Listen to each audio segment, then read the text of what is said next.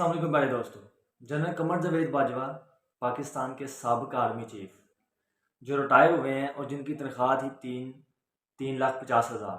जब वो रिटायर हुए हैं तो उनकी बेनामी जायदाद के अलावा जो उनकी अहलिया है उसकी 12 अरब रुपया जायदाद है उसके नाम पे। आप ज़रा इस वीडियो को देखें, फिर आपको अंदाज़ा हो जाएगा कि पाकिस्तान के ब्यूरोक्रेट्स, आर्मी चीफ, पाकिस्तान की अदलिया, पाकिस्तान के सियासतदान कितने करप्ट हैं। ज़रा आप इस वीडियो को देखें, फिर पता चल जाएगा आपको। आप जरा कैलकुलेटर निकाल लें, पेन और कॉपी भी पकड़ लें। मैं पूरे में आर्मी चीफ की तनख्वाह देखें बनती है 3.5 लाख, तो महीने में कितनी 42 लाख होगी। 6 साल में 2,52,00,000। अब आप 6 साल में अगर वो 1 रुपया भी ना खर्च करें हाजी साहब, तो उनके पास 2,92,00,000 है। लेकिन सिर्फ हजियानी साहिबा के पास 12 अरब निकला है। अब ये कैलकुलेटर पे नहीं आते, मैंने लिख के देख लें आप, और याद रखें ये वहां से निकले हैं, ये डिक्लेयर्ड है, ये ऑन रिकॉर्ड है। अभी बेनामी जायदादें सामने नहीं आई, और ये सिर्फ इन्होंने अपने खानदान की, अपनी जोजा के नाम पर। जो बहू बेटे के 1.5 अरब है वो अलग है। उधर भारतीय चीफ के मैं देख रहा था रिटायरमेंट के बाद इंतहाई कसम पुरसी के हालात। हाजी साहब की ख्वाहिश थी गजवा हिंद लड़ते, लेकिन लगता है कि बेल्जियम के महलात में जिंदगी गुजरेगी। सिवाय जनरल हमीद गुल के जितने भी जर्नल रिटायर होने से एक भी पाकिस्तान में रहना पसंद नहीं करता। 192 दुनिया के मुख्तलिफ ममालिक में गैर मुल्की शरीयत लेकर खानदान समेत इंजॉय कर रहे हैं। पाकिस्तान पर कितना कर्जा है उसका 30% ये हाजी साहब ने बना लिया होगा।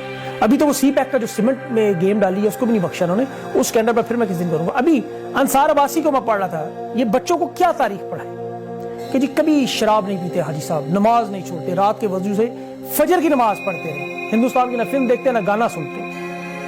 और अल्लाह का फजल इन पे फिर ऐसा हुआ कि 2016 तक जिस बीवी के पास कोड़ी टका नहीं था वो अरबपति बनकर इंटरनेशनल लेवल पर बिजनेस कर रही। इंटरनेशनल लेवल पर जायदादें, फार्म हाउस, कमर्शियल प्लॉट, प्लाजे, स्टेटमेंट्स, 43 करोड़। ये जो डॉलर आपको पाकिस्तान में शॉर्ट नजर आते हैं ना, गायब हो जाते हैं, मिलते नहीं, आजकल नहीं मिल रहे, ये खरीद कर जखीरा करते हैं। 6 लाख डॉलर इन्होंने मार्केट में शॉर्ट किए, वो 66 करोड़ रुपए का बन गए बैठे बैठे।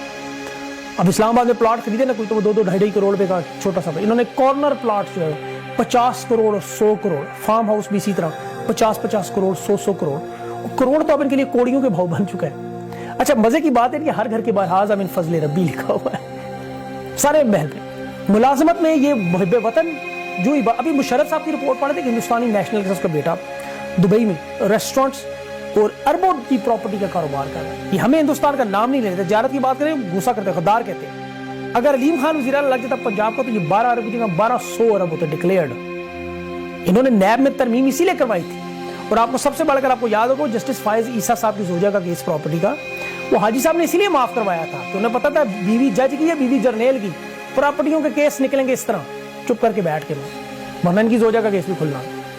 मुझे इमरान खान बार बार चीख कहते थे एनआरओ नहीं दूंगा, एनआरओ। हम कहते यार एनआरओ कौन से गद्दारी है, वो किसको, वो इन्हें सुना रहा था बार बार इस तरह की करप्शन।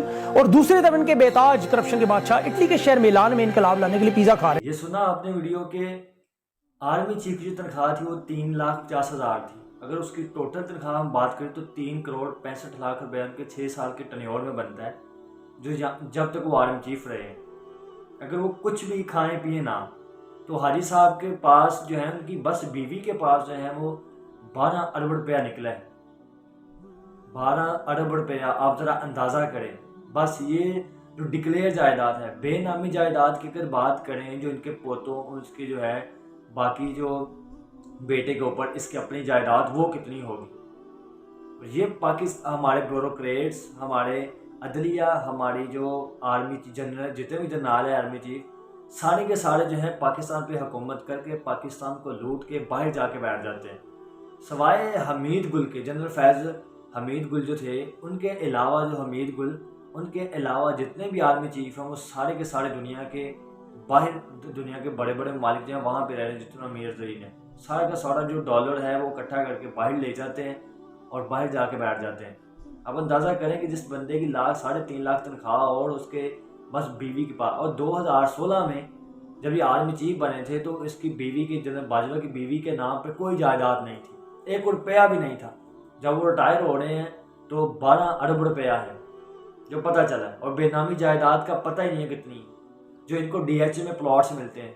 जो बहरिया टाउन में DH के इनके प्लॉट मिलते हैं, इनको 10-10 मरले के, 1-2-3-3 कनाल के प्लॉट्स मिलते हैं। 50-50 کروڑ روپے کا 1 ارب روپے ان کی قیمت ہوتی ہے، جن کو فری میں دیے جاتے ہیں۔ عوام کا ٹیکس عوام سے نچوڑ کے، عوام کو اس کا سے ٹیکس نکال کے تو یہ لوگ پیسہ بنا لیتے ہیں، اور باہر جب یہ ریٹائر ہو جاتے ہیں، جب یہ پیسہ کما لیتے ہیں تو باہر چلے جاتے ہیں۔ ان کے بیٹے بھی باہر پڑھتے ہیں، ان کی بیٹے بھی باہر پڑھتے ہیں، ان کے سارا خاندان ہی باہر ہوتا ہے۔ ہمارے سیاستدان ہیں، وہ آئے 5 سال حکومت کی، پیسہ لوٹا، باہر جا کے لندن جا کے بیٹھ گئے، باہر کے ممالک میں چلے گئے۔